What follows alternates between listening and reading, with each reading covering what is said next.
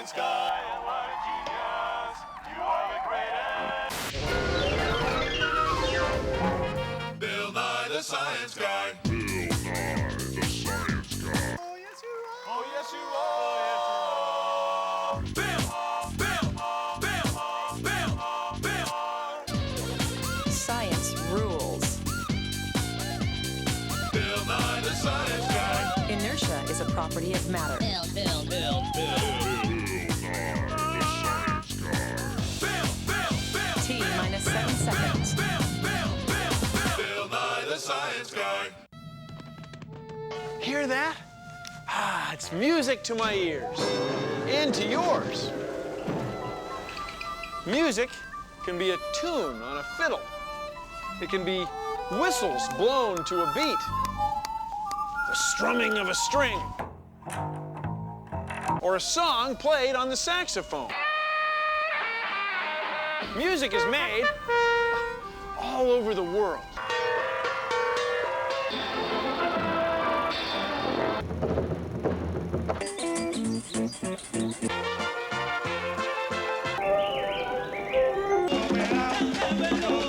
Oh yes, I'm walking.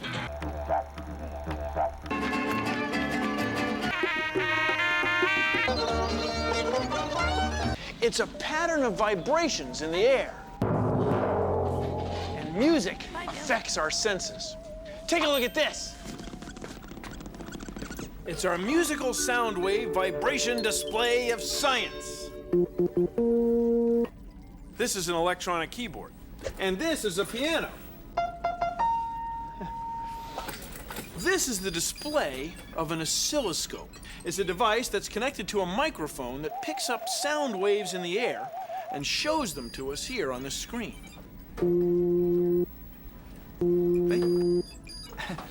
Now, when I hit a low note, we can see that the waves are pretty far apart.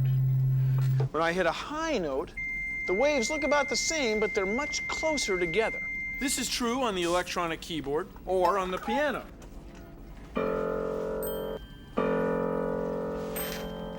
Now, this is called the pitch of the sound. So this would be a low-pitch sound, and this would be a high-pitch sound. Now, we take these sounds and arrange them in what are called notes of music. Now, notes of music can be close together or far apart.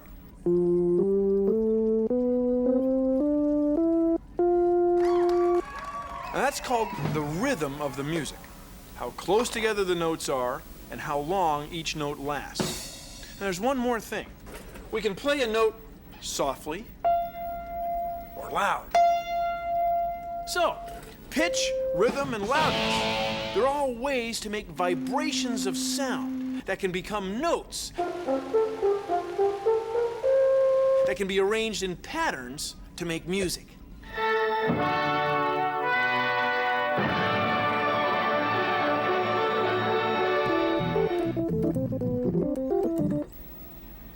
They could be arranged into patterns that become music.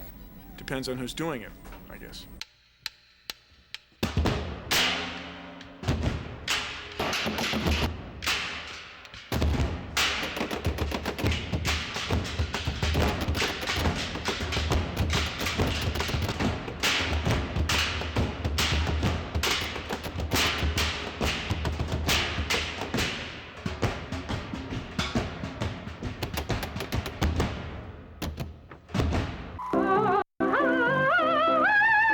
Consists of two muscular strips called the vocal cords.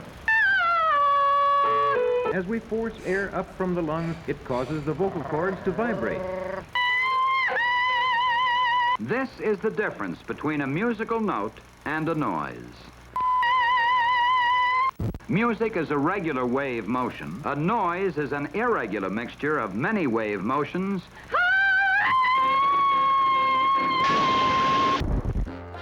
Today on the Jackie Smash Show, it's the amazing juggling feats of Yoo-Hoo the Clown. Jackie, you canceled. Now it's Bill Nye the Science Guy. And my guest, apparently, is Bill Nye the Science Guy. Great to see you again, Jackie. What do you mean? Have you ever been on this show? He's never been on before, has he? Yeah, once I think. Lots of times. Yeah. Let's cut the small talk here, Bill. I want to talk to you about ears. Yeah. How do these things work anyway, these ears we have? Oh, we have two of them, most of us, and I prepared a little demonstration. Let me show you.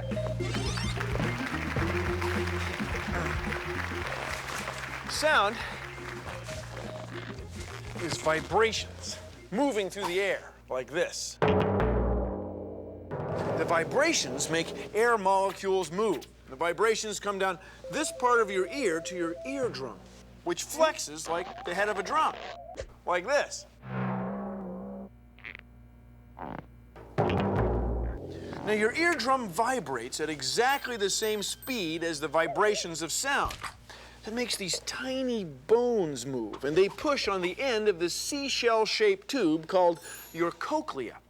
Tiny hairs toward the front of the tube pick up high-pitched sounds, and hairs deep inside the tube pick up low-pitched sound. They send signals through your auditory nerve to your brain, and we perceive them as sounds.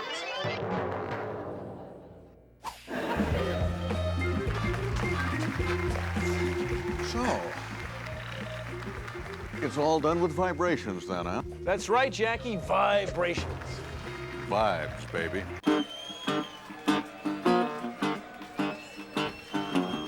Well, music is a pattern of sounds. Makes me want to move my body around. It's science, baby. A pattern of repeated sounds. This is a tuning fork. When I hit it, both sides start to vibrate. 440 times a second. You can hear it when I press it on this fiddle.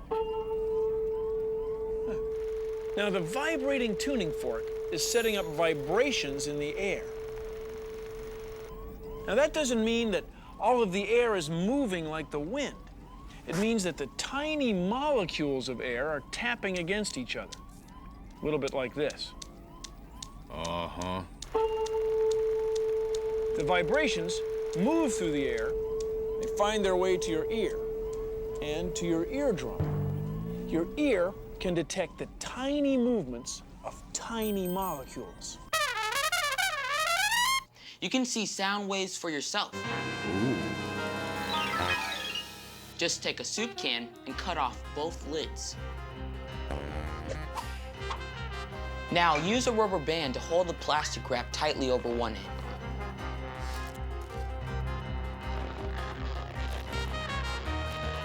Then glue a sequin to the plastic wrap.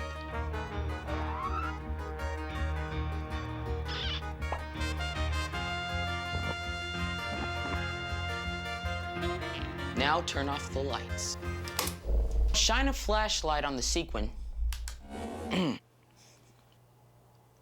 And then you sing into the can. Ha ha ha.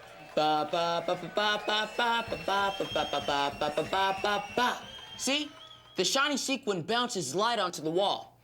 When you sing, sound waves jiggle the plastic and shake the sequin. Music is vibration. Vibrations of sound.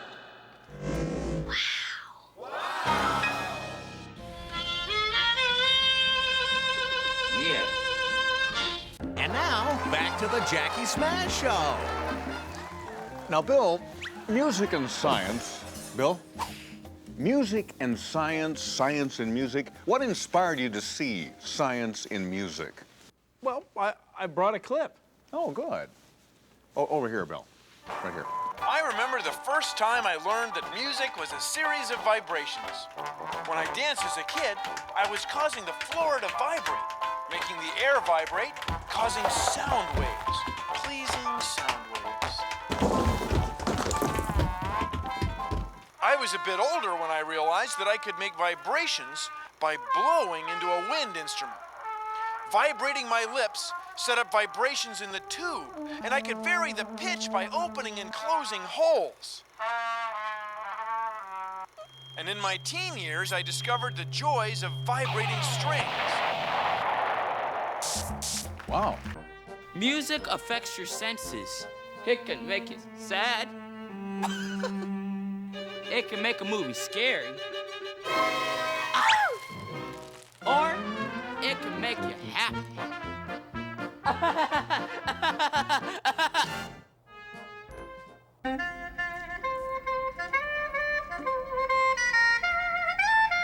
Hey, that's Kenny G.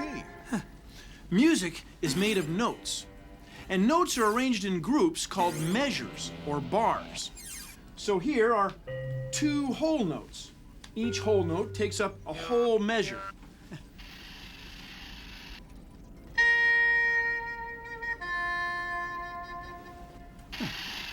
Now, we can divide the measures up into half notes, like this, or quarter notes.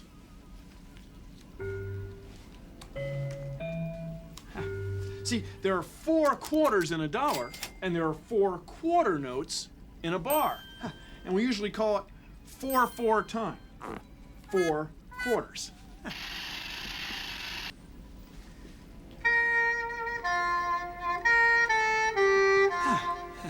Now, you can keep dividing the music up.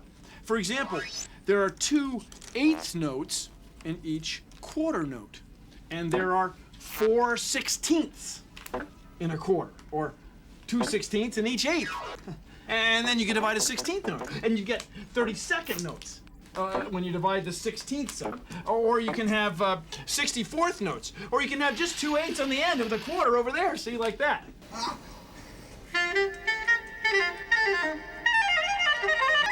Now, if your musician comes up with something that you like, or then you can write it down. You can record it on the musical notes. See? It's going pretty fast.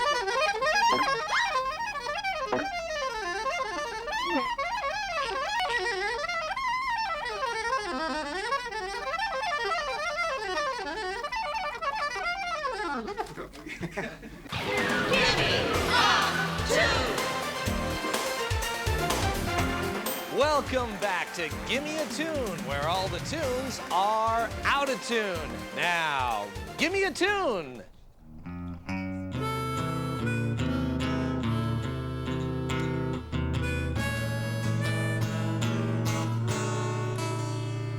Oh, sorry, time's up. That was Home on the Range. Home on the Range. That didn't sound like Home on the Range to me. That's because all the tunes on Gimme a Tune are out of tune.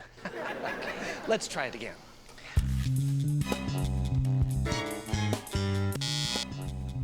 I wear my sunglasses at night. No. Come on, Eileen. No. Oogie, oogie, oogie. Love Shack.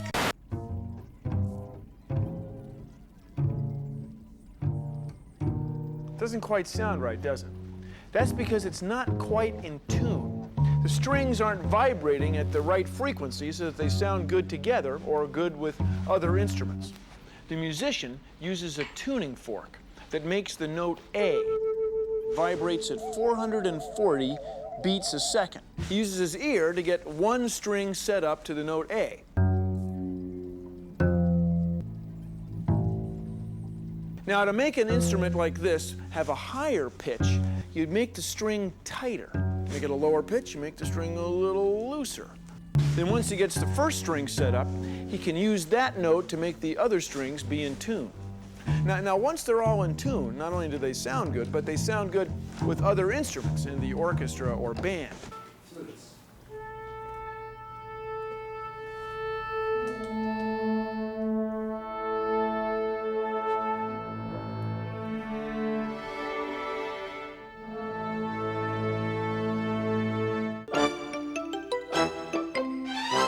Being in tune is important for music because human ears can hear very small changes in pitch or frequency. You can prove this for yourself. Here's how.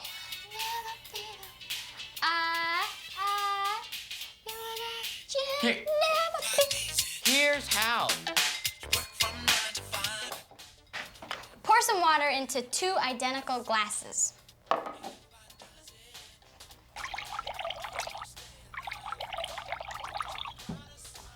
Use a spoon to tap each glass and compare the pitches.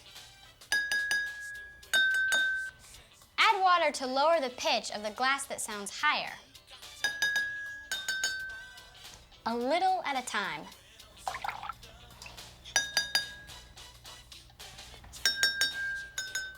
Repeat this process until both glasses are in tune, or play the same pitch.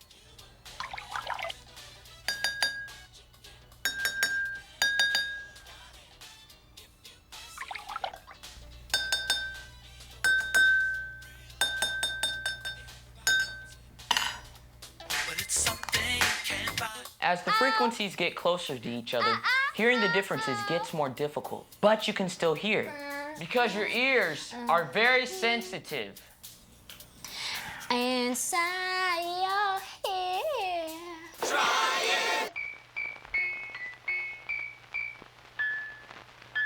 it.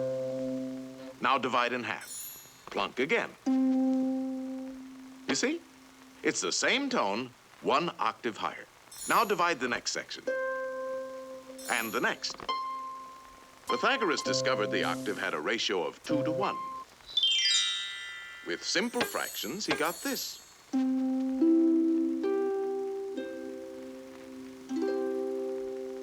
And from this harmony in numbers developed the musical scale of today.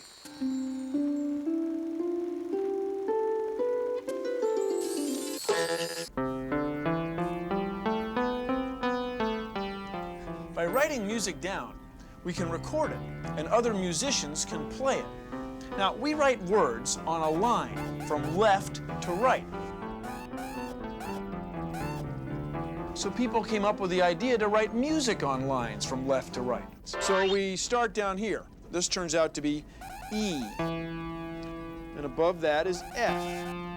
Then G, A, B, C, D, then E again. The top line would be F.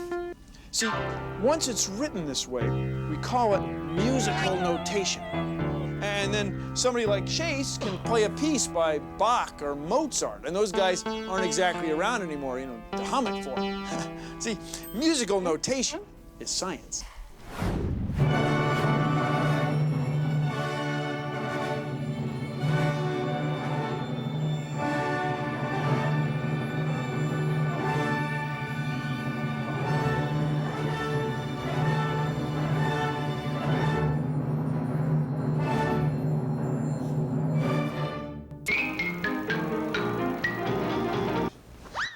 So, Bill, let's talk about rhythm. Now, what the heck does that have to do with anything? Well, Jackie, music isn't just a pattern of tones and pitches. No, it can be a pattern of beats. That's all, a rhythm. So what you're saying is that a pattern of beats can affect the sound of music and even work as music itself. That's exactly right, Jackie. Just as the taps on our feet make a pattern of beats, the sticks on a drum make a rhythm too.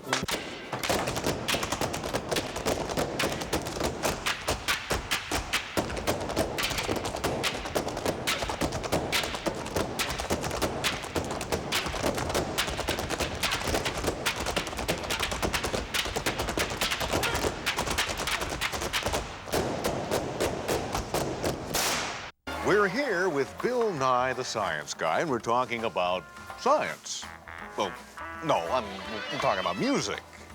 Well, no, science. Is there science in music, Bill? Music is packed with science, Jackie.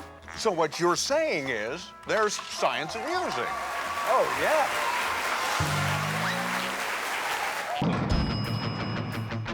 It's vibrations, sonic sensations that rattle the air in a wave we can rhyme. A wave of emotion. I've got a notion. It's a journey we take through our eardrums inside. So just what you're saying, the music I'm playing is making it swaying to my tiny brain.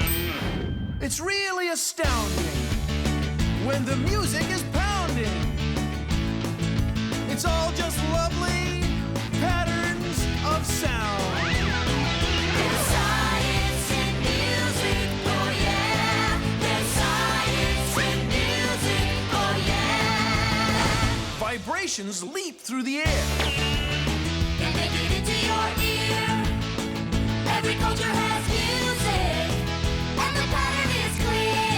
The thumping, beating of drums, The rhythm tuning of reeds, and blowing, blasting of brass, and twanging, plucking of strings. there's science in music, oh yeah. There's science in music, oh yeah. It's just so filled with emotion, these sound waves in motion. Music makes us cry, then makes us laugh, or makes us feel tense, or filled with suspense. By music inflected, our senses are affected.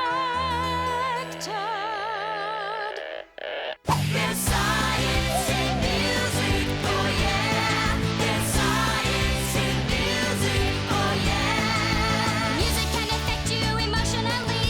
It can even make you react physically. Whenever I hear that funky sound, I just gotta throw my body around. My heart starts thumping, my brain starts to groove, and before I know it, my feet start to move. There's science in music, oh yeah. There's science in music, oh yeah. There's science in music, oh yeah.